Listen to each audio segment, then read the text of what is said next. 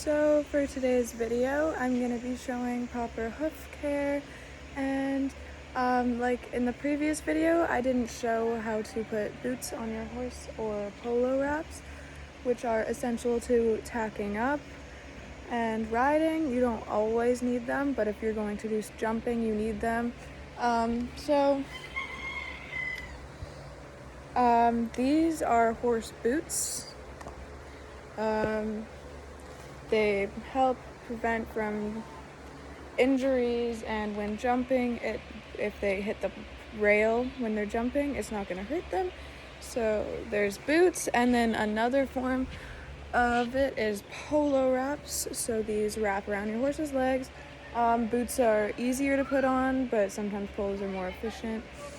So we'll see dressage. You would use polos. Dressage is a type of riding where there's no jumping. Jumpers, you'd most likely use boots because they're sturdier for pulls. And also, I just felt like I should put this in there. Riding attire, you don't need a polo shirt. I mean, it depends on the barn. If you're going to ride at a very traditional barn or work at a very traditional barn, they're going to want you to be in polo shirts. I have shirts with little ventilation things because I sweat a lot and it's really hot here in the Bahamas. So yeah, and then riding pants. I've had these pants for 3 years, and they're basically the only pants that I ride in. They're thin, they're nice for all weather. They have lasted me so long, and they're super comfy. They fit me perfectly. And then for shoe attire, at the barn, do not wear open-toed shoes. So do not wear slides, do not wear flip-flops, etc. If a horse steps on you, you could break your toe. So yeah, I usually wear closed-toed shoes like sneakers. And then to just walk around the barn, I will wear Crocs. Crocs are okay when working with horses too, because they're closed-toed shoes, but just you need to be careful. And boots, I recommend getting whatever boots fit you. Don't base it off of price. Don't be like, oh, the most expensive ones are the best, because that's not true. I've had my boots for 2 years, and they were pretty cheap for riding boots. Just do what works for you. The more expensive pants are definitely going to last you longer, and these clean easily. Like, I know they're beige, which is because at a barn you expect to get dirty easily, but they clean so easily, it's great. So let's get into the video. So we're going to be using Lucy for this video because we have boots that fit her as well as polos, so I thought she was the best one to demonstrate it. So we have 2 boots, one for each leg of the horse, well, the front leg. Generally you don't use boots for back legs. You can, but generally you don't. If you have a horse that's legs run into each other a lot, then you would use hind leg boots, but generally you don't use them. So you may be asking, so how do you know which boots goes on which leg? So let me show you. So this part is going to be on the back of the horse's leg, because that's where all of the tendons and joints and everything is. So this is to protect that. And so you would know that this one is going to go on the front left foot, because this would be in the back. Because if it was this way, that would be in the front. So now let me demonstrate how to put it on. So generally, I like to start with sliding down the leg, and it'll fit perfectly here. Here, there's little hair that you'll see coming out of the bottom, and that's how you know you have it right. And then you bring this around the front, and just put it on the straps. So that is how you put on a boot. It's pretty straightforward. You would do the same thing for the other side. There's a bunch of different types of boots. Some might cross like this, but generally they are pretty straightforward, and they just buckle up like this. There's some that have buckles that you need to do up, but they usually look like this. They're pretty simple, pretty straightforward. So that's how you do a boot. And now I'm going to show polos.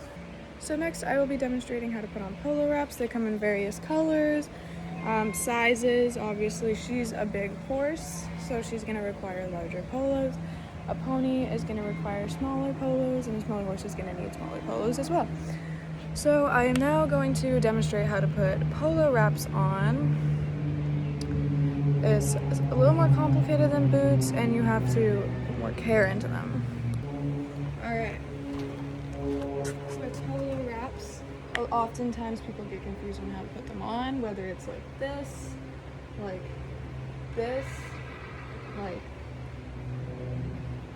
you know, they just get confused on how to put it on. And the way I was taught, which stuck with me, was to remember it as a flag. Like the pole in the front and is in the back, so it's going to be a waving flag. I don't know if you can see that. So it always is going to go this way, and also the flag pole is going to be going around the back. So now it's not going to be like this, because the flag pole is in the back, flag pole in the front. I just thought that was an interesting way on how to do it.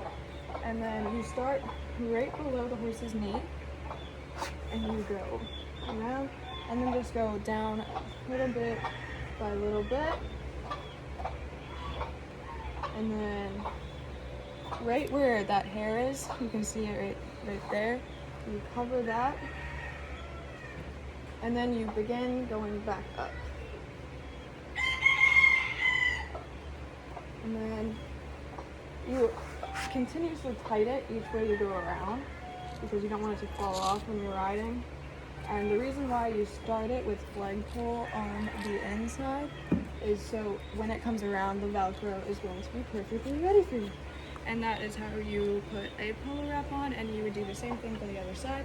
So now I'm going to show you how to take it off, because that is also a process.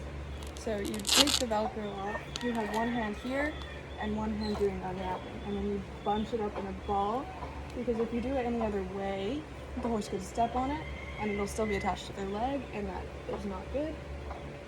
So then it comes off nicely. So I'm now going to show you how to wrap polos, because they have to be wrapped properly in order for you to put them on. So number one step, make sure it is all flat like this. And then you have to make sure the Velcro part is facing up towards you. And the first thing you do is you bring this onto the Velcro, and you begin rolling it tightly, like so. And then you just keep tightening it. It's a little dirty because I have it in the dirt.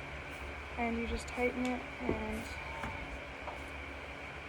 just wrap it up. It takes practice to kind of perfect it, even though I haven't really perfected how to wrap properly, but in the end it should look like this. And then with the other side, put them together, and then there you go.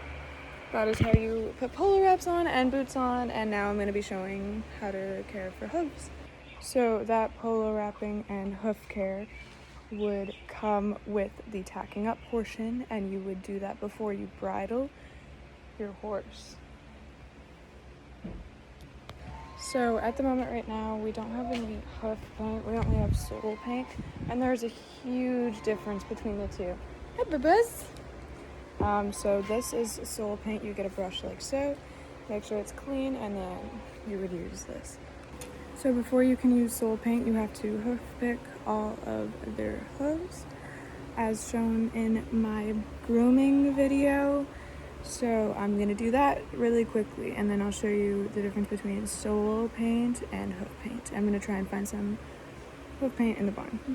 Okay, so I have hoof picked their hooves.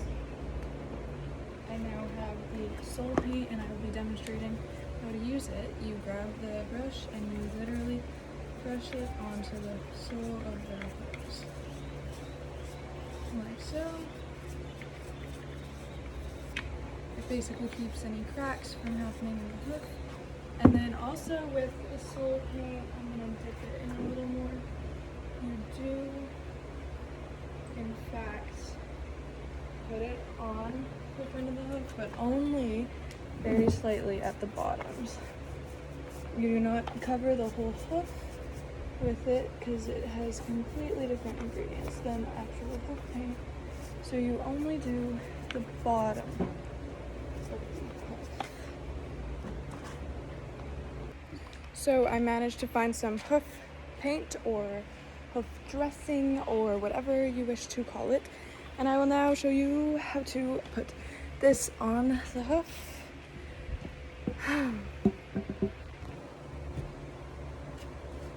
So this you completely brush the whole hoof with.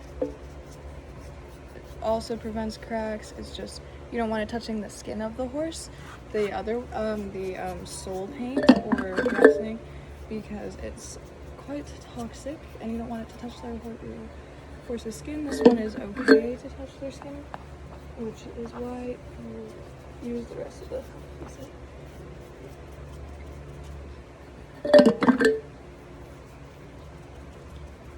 So then you have a shiny hoof, and you do this exact process for all of your hooves.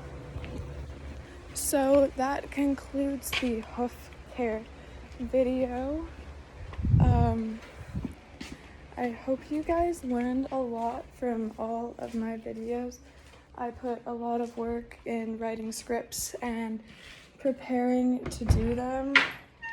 So I really hope you enjoyed them, and I hope you learn a lot about horse care, because being around horses for me is a sense of therapy. Like, it just relieves all my stress. It's therapeutic, and being around animals is therapeutic for a lot of people. So I definitely recommend to watch the videos, and then when you go to the barn, you'll have some knowledge.